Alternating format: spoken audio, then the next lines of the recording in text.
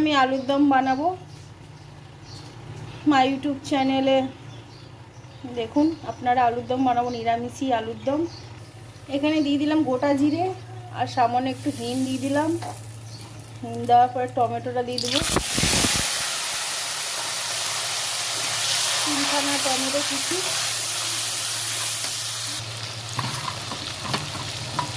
টমেটোটা ভাজা হচ্ছে, আদাটা দিয়ে দিলাম গ্রেট করে।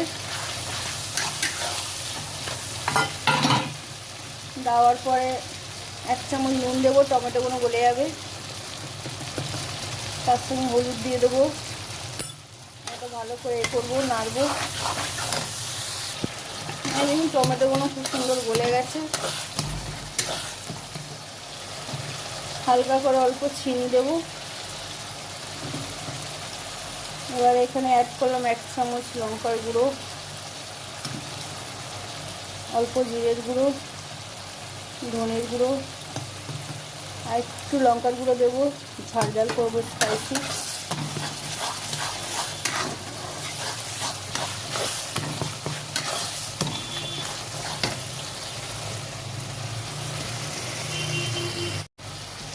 এখানে হয়ে গেছে, ভালো করে মশলাটা কষা হয়ে গেছে, তৈরিও হয়ে গেছে।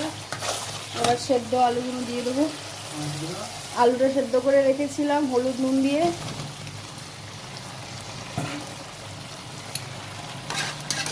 দিয়ে দিয়েছি। এবার এর মধ্যে একটু কড়াইশুঁটি দেওয়া হবে, কড়াইশুঁটিগুলো দিয়ে দিলাম। এই যে